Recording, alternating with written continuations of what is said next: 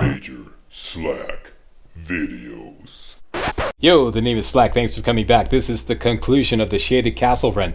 This is a tough assignment, so I'm going to hand this one over to GamerSlack. For those new to the channel, GamerSlack is my alter ego that games without the immensely distracting handicap of having to do live running commentary. So, GamerSlack is down there in the trenches behind the gun, and MC Dubslack here in the rear with the gear on the microphone. Alright, so you got your standing orders, GamerSlack. Off you go. Alright, the first thing I want to do is get rid of all this mushroom gear because we won't need it. We're going to be heading into the boss fight, which is a really hellacious boss fight for a mage. But I'm going to show you how to one-shot this fucker, pardon my French, with the setup that I'm going to show you right now. I want to put on the... Well, if I can't keep up with the commentary, just do exactly what I'm doing here. You may have to pause the video to see what I'm loading up here. I put the Radican icon and I put that other talisman that lowers the cost of spells. Now I'm going to change my flasks to 6 and 7. 6 health and 7 FP because we want lots of health for the boss fight.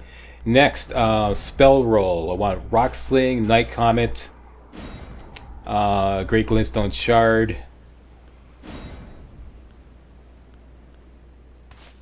attaboy, and Terra Magica. Terra Magica Slack. Terra Magica. He's probably thinking about it. Attaboy. Okay, and follow that up with Comet Azure. And that's all you're going to need. I know I got an empty slot, but I don't really need to fill it. I don't like to always feel compelled to fill up all my slots if I only need certain spells. And you're going to have Magic Shroud in Cracked Tier and the Cerulean Hidden Tier in the Flask of Wondrous Physic. That's it. And with that, we're going to one-shot the Shaded Castle boss. Now, there's lots of doggies. For the doggies, the best strategy is to lock on, put your shield up, let them hit you twice, and then just slash them with your ore blade.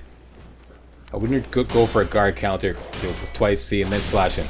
Because they always do kind of like a follow-up attack, which kind of like, you know, can fool you into trying to do a guard counter or doing a counter attack.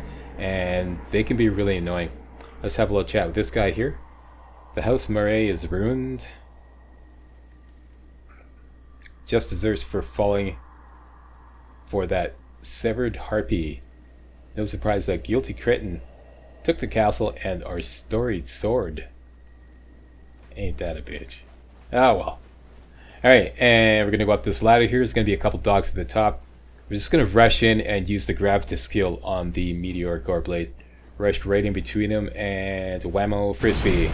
Bam, that's it, that's all. And rush up to the corner here, do the Gravitas attack again. That'll take care of a guy hiding around the corner. And then I usually just back off and get behind here. And there's another guy there we can just do in with the crystal darts. A couple of crystal darts. Now, there's one of these flaming crossbow guys which are really annoyingly deadly. They look really kind of innocuous, but they're actually quite deadly. He's off to the left there, hiding behind the statue. And I want to see if I can ambush him with Night Comet. So you get over on this side, target a couple of Night Comets, and make sure you dodge while you're doing this because he may be shooting his crossbow at you, and that'll take care of him right nicely. Originally I snuck up behind the statue and did a Gravitas attack, but I noticed that he can attack through the statue. The game lets him cheat. And you can do a Gravitas attack right up against that bookcase there to take care of another guy standing right beside the ladder. And here I'm just waiting to see if the dog outside got activated. He did not, so now we can go up the ladder and go get the Perfumer's Cookbook 2, if I recall correctly.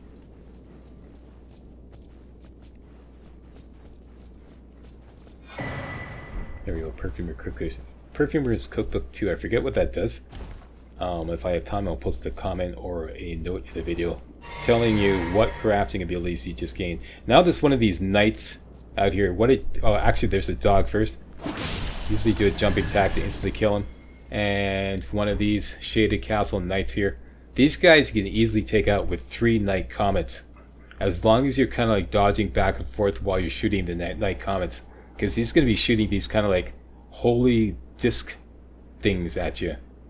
So I'm just waiting right here, right behind this corner here. I'm going to wait for him to come around the corner so I can lock on, and then just slide out and strafe back and forth while doing 3 night comets. Lock on, night comet, night comet, night comet. And I took some heat, but he went down. That's it, that's all.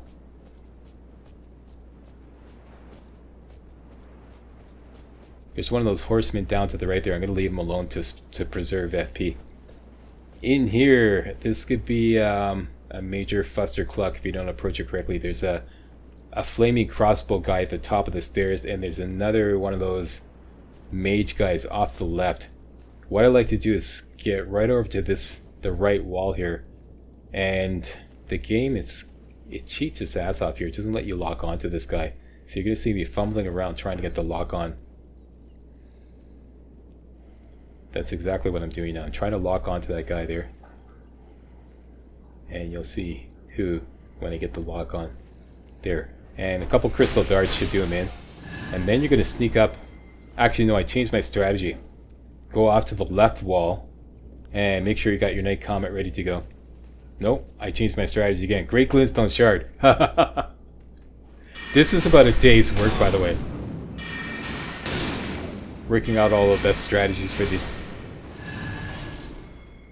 And let me clarify, it did not take me a day to beat the Shaded Castle. I beat the Shaded Castle first time, no deaths, no problem. But that was an ugly affair. There's no way I was going to upload that. That's just not a walkthrough. It took me a day's work to figure out all the optimal strategies that you're seeing right now. And the contingency plans. Now, out here is another one of the Shaded Castle Knights, which are really deadly. What I want to do is see if I can draw them out. And this may or may not draw out the dog and or the knight. Worst case scenario, which is what happened here, both the dog and the knight came. And I didn't make enough noise, so I'm going to try it again. Ideally, you just want the knight to come out, and then you could do him in with 3 night comets again. And watching from the top of the stairs, and here comes the dog, and you see right behind him is the knight, so bail out. It's time for the contingency plan. Back off here and see who comes down the stairs. Rarely the knight comes down the stairs. Typically, it's either the dog or none of them. They just kind of back off and leave you alone, which is what happened here. So I hear them clunking around there, and I'm just going to creep up and see who is the best target as they're resetting. And it's the dog. No, it's the knight. We can lock on and 3 night comets.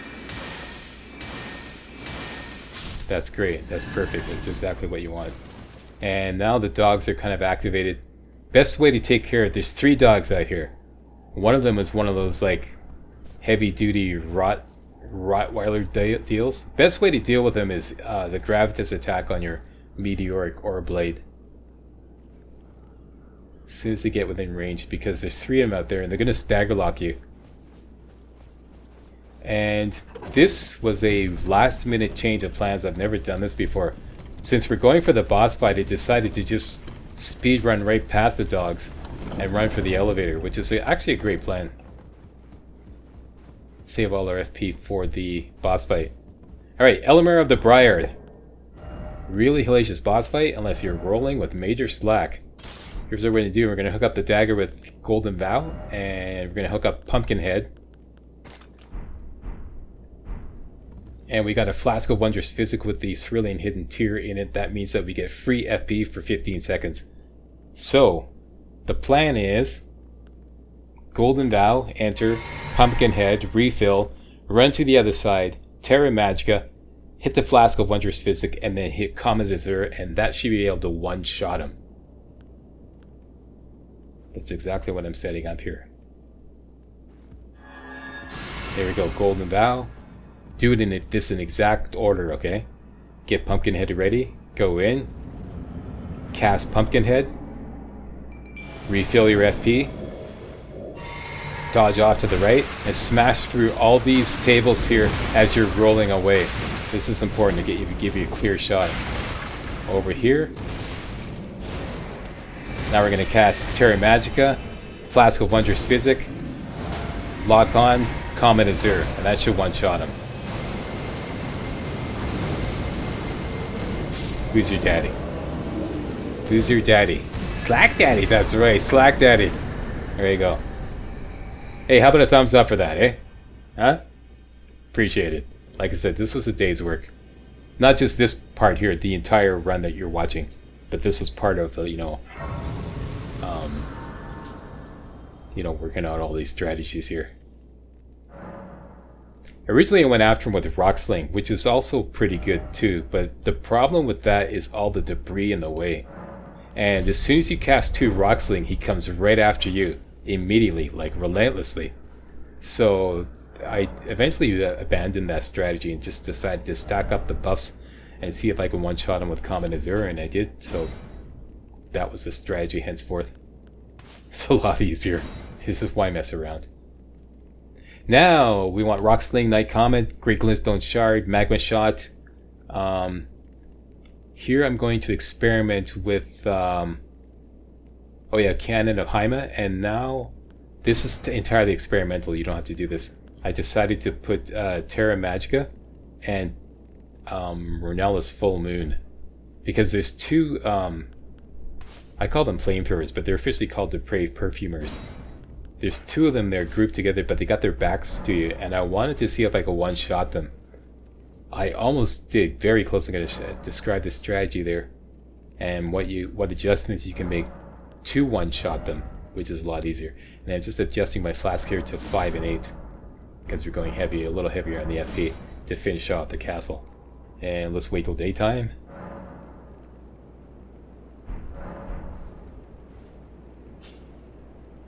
Alright, let's do it to it. And here, oh yeah, I think I'm adjusting my Flask of Wondrous Physics because I want to switch it over to the Intelligence Not Crystal tier. So it's Magic Shrouding, Crack tier, and Intelligence Not Crystal tier. Because now that we've hit this site of grace, that knight that we took down earlier is going to be at the bottom of the elevator, but he'll have his back to us. And I want to see if I can one-shot him with the Meteoric Ore Blade, Flask of Wondrous Physic, Golden Vow, and two-handing the sword. Okay, so if there's the Flask of Wondrous Physic, Golden Vow, switch over to the Meteoric Sword, Meteoric Ore Blade, two-hand it, and take the elevator down. We're going to be right behind him, so we get a backstab. And he'll probably survive, but just with a tiny bit of health. And I'm going to do the Gravitas attack. But the game cheated because he was on the stairs. Made him immune. So that's typical. The way the game handles enemies on stairs is kind of, like I said, it cheats. You know. So anyways, he's only got like a cunt hair of health left, pardon my French. So he's down there. Now what I want to do, this is the contingency plan, send the elevator down, see if he comes on the elevator along with the dogs, and then pull the lever to bring the elevator back up, and then when he gets near the top, do the Gravitas attack. What happened though was he died somehow. I think either maybe he was stepping on the elevator or stepping off when I triggered it. See, you can see at the bottom of the screen, you see there's the knight and 2 dogs. This is perfect. So I'm just going to go over, pull the lever, insert diabolical laughter, and bring them up. And you're going to see I got like a death. See that? 990. So somehow he died. Maybe he decided to jump off the elevator. This shows you how dangerous these dogs are, eh? Once they start staggering you and stagger locking you. Yeah, I think maybe he's decided to step off the elevator halfway up or something and plummeted to his ultimate demise. Now I'm just sending the elevator back down because GamerSlack is not really clear on what happened. So he wants to make sure that the knight is indeed dead. And now he's determined, yes, the knight is really dead. Take up Pumpkinhead because we don't need him in the item roll anymore, and let's take the elevator back down. This just leaves 1 dog. Here I'm going to switch over to the Blessed Dude's Talisman to help recover health. Nope, that one over there, yeah. I want to take out the Radican icon too. No, Slack decided to leave it in. Okay. Down we go. And there's only one dog off to the left who is completely unalerted. So you're going to see me testing here. Waiting. Peeking around corners. Because I don't know what the doggy situation is out here. Now I'm just going to run over here to this corner to see what I can get activated, if anything. Turn around, block, nothing happens. So this area is clear. And we just want to go over and get the Smithing Stone 5 at the other side in the other corner. And that's where the final dog is. There he is. He's completely unaware, so just whack him, and there we go, Smithing Stone 5. That should be number 11. You want to check, Slack? No, he's too busy fighting. Okay. Kick down the ladder. This is a change of plans that I made like right in this run. I decided to rock sling these zombies down there, which is a lot easier. Instead of taking the ladder down and having to react quickly, I thought, hey, you can target them from up here. Why not just rock sling it? And they survived a rock sling. That's okay. I'm going to use a Night Comet to finish them off. There's one more there.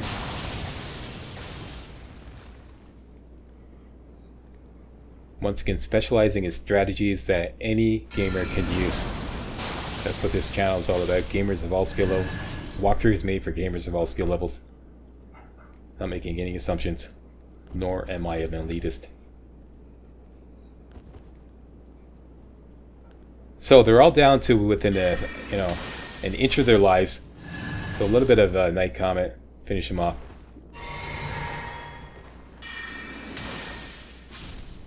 Don't forget, there is no vertical range limit. So it seems like I'm going like way out of the range of Night Comet, but really those enemies are only as far away as the horizontal axis. The vertical axis doesn't matter with range. Thankfully. Now, the Revenant. Here the problem is locking on. And after a lot of fiddling around with different strategies, I finally figured out to throw a fire pot at the fence so you can lock onto this Revenant. First you have to get rid of the Horseman. So creep up close very carefully so as to not spawn the Revenant. You don't want that. So creep up, and we're going to rock sling the Horseman so that when the Revenant finally spawns, he'll be all by himself. So one rock sling should do him in. Now I want to go back and clear out the area behind me so that if things go sideways, I'll have like elbow room to run away, because this Revenant can be really obnoxious.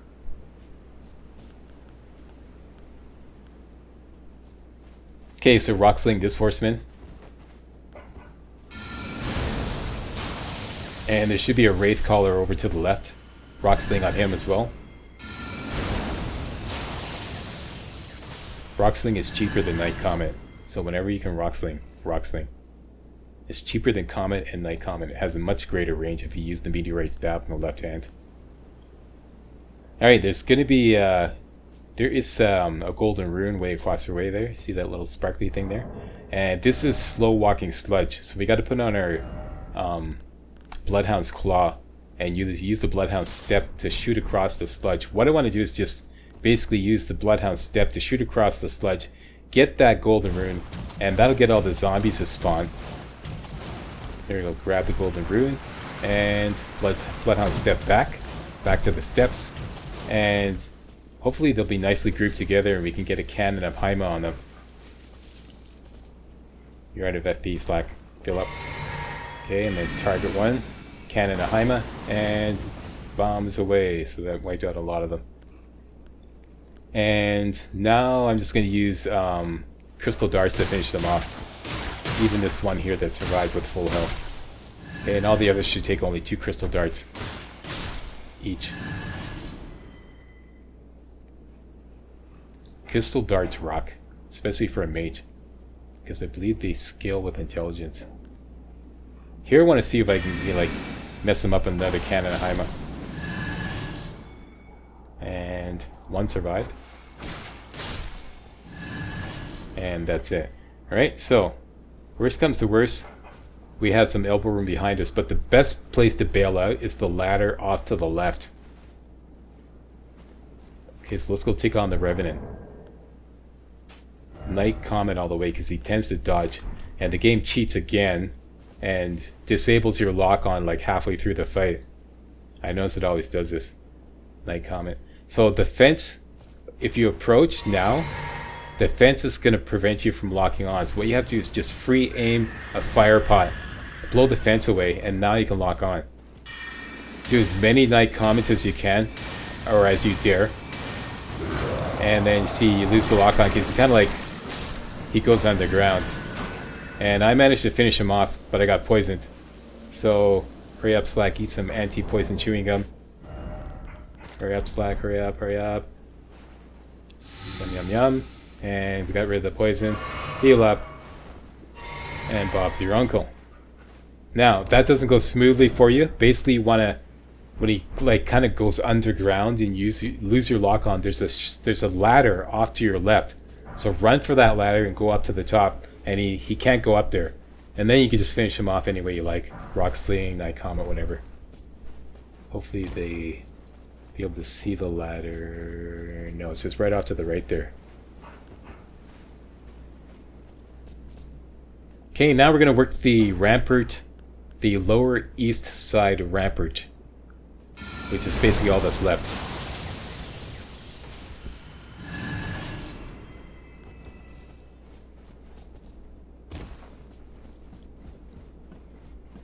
This guy I can always take out with a Knight Comet, but he wandered over behind the wooden wall there, so I missed, and now he's going to start shooting his like little bell holy things.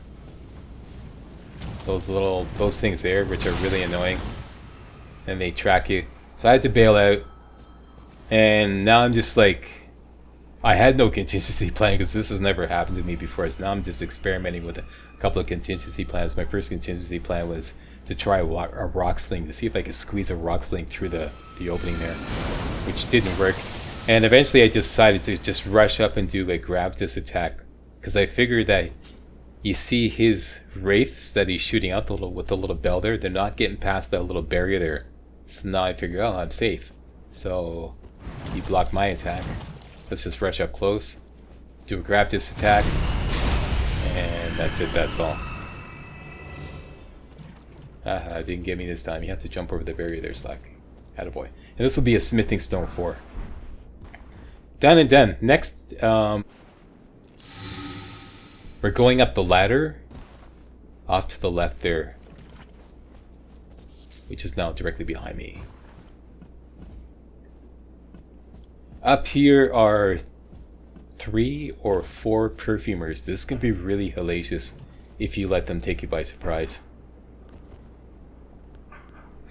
So I'm getting my favorite perfumer buster on the Great Glintstone Shard. Or Knight Comet if you don't feel confident enough with Great Glintstone Shard.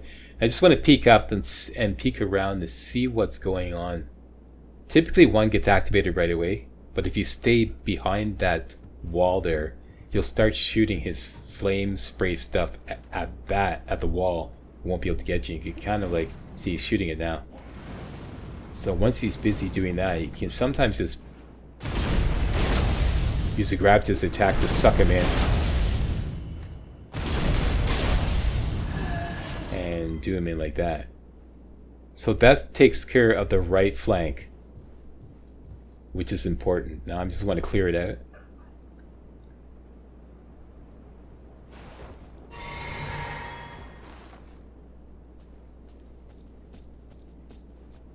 Could be another one at the top of the stairs or not.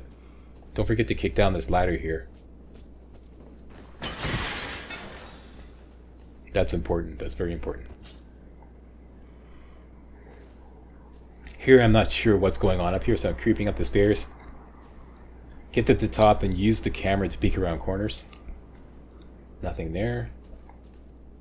And nothing there, so it's all clear. And this will be a perfumer bottle. Perfume bottle. Right? And that just leaves the two perfumers down the other way who have their backs to you. And this is where I wanted to experiment with Renella's Full Moon. Now, if you're going to do this, what you should do is use Golden Vow first. Use Golden Vow, then do Terra Magica, then do Renella's Full Moon. And that will one-shot them both. But I didn't know this, so like I said, as experimenting with this strategy, I thought I could get away with Terra Magica and Renella's Full Moon. But if they left them with just a smidgen of health each, they just barely survived. So to push it over the top, like I said, Golden Vow, Terra Magica, Renella's Full Moon. Here's Terra Magica. Target that guy, Renella's Full Moon. Watch their health bars. Watch it, watch it. See that? They just a smidgen. I think I killed one outright, but one of them just had a smidgen of health. So now this is a pain in the arse, because those guys refill their health. So now we got to deal with a only half dead perfumer rather than an almost dead perfumer. Now, I don't want to mess around with these guys because one of them messed up a beautiful run that I did just before this. I had to trash the run because I died right at the end. I was so pissed off. And he's right at the top, so now I'm going to back off and go with the contingency plan to use Rock Sling from a distance. Because that's their weakness. Obviously, their perfumer attack is very short range.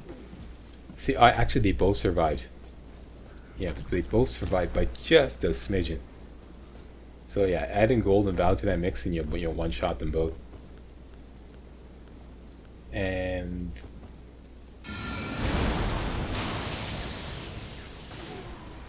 yes, Mr. Fumblefingers shows up even with MajorSlack, but far less often. And he's going back to his default position, so now we can go back to our default plan, which is Great Glintstone Shard.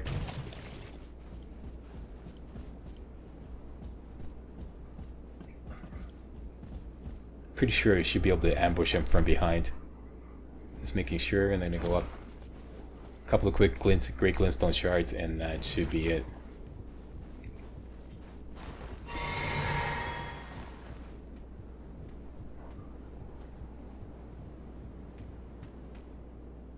He's right there. Looks like he's resetting.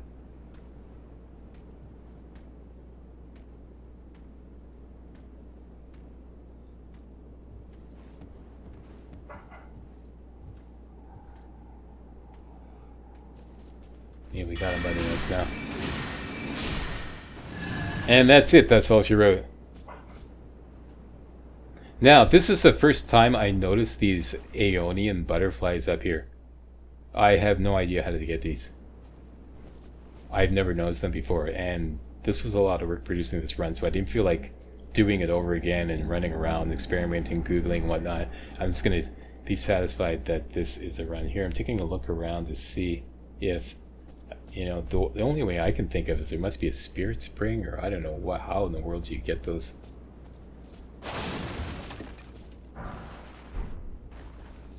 Alright, so there's the final Smithing Stone 5. This will give us 12 Smithing Stones 5. That means that we can get the Morning Star up to plus 15. That was the whole point of this. Plus to make a lot of money. Oh, yeah. One thing I forgot. Right after the boss fight there, I leveled up and I put more points into Vigor. Okay, when I leveled up Vigor. Now we're going to go after the Stone Sword Key. This is a bit of a Super Mario platforming thing here. I'm going to go right here. Do this very carefully. And make sure you kick down that ladder that I showed you before. Because if you miss, you're going to have a long run around to get back to this place again. Okay, over here. And you're going to jump over to that little right there. That's where you want to land. Go in the slot where the branch is. And very carefully go out. Very slowly and carefully because it's easy to overshoot. Here, you drop down and get yourself a Stone Sword Key. And that's it. That's this run done. And I'm going to go back to the round table. Actually, no. There's one more thing. There's some starlight shards around the back of the castle, which I forgot to get. way back at the beginning before you even entered the castle. It's part of the field. Here, I just want to wait till daytime. And there's also a golden rune at the front of the castle we can get. So I'm just waiting till daytime and go to the Shaded Castle Ramparts Site of Grace. We were here before. Go to the south, southeast, and there should be an opening here. There's a couple of 3 zombies milling around. There's the opening right there. You just want to get out there. So I'm just checking my flanks. And I just want to kill enough, like, kill these 2 guys just to clear their way so I can get to the opening.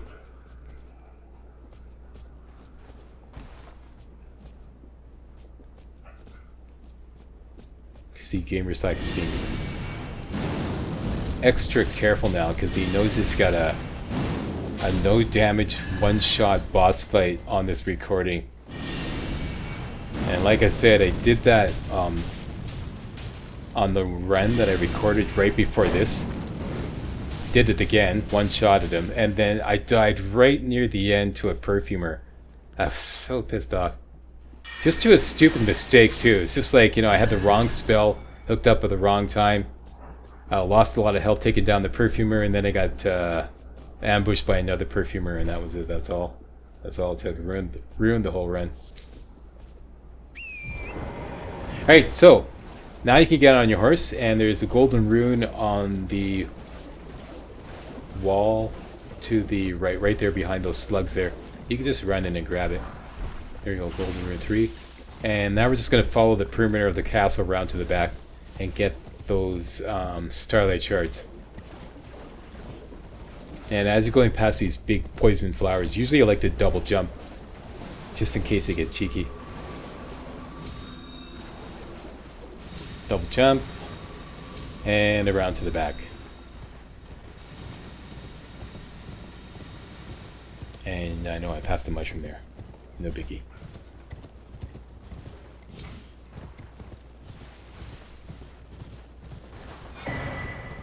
There you go, that's it. That is the conclusion of the Shaded Castle, and we got ourselves a whole bunch of Smithing Stones 5. Took down the boss in one shot, no damage. Thanks a lot for watching. My name is MajorSlack, and I approve this video. If you do too, please give me a thumbs up, post a comment, subscribe, tell your friends about my channel, and I'll see you next time for some more Elden Ring. Hey guys, real walkthroughs like these are an endangered species here on YouTube. For a complete lowdown on the YouTube video game walkthrough scene, check out my Patreon page, and please consider making a donation to yours truly, MajorSlack, to help keep real walkthroughs alive on YouTube. You can donate as little as $1. That's $1, that's all. That's all it takes, alright? Thanks a lot, really appreciate it.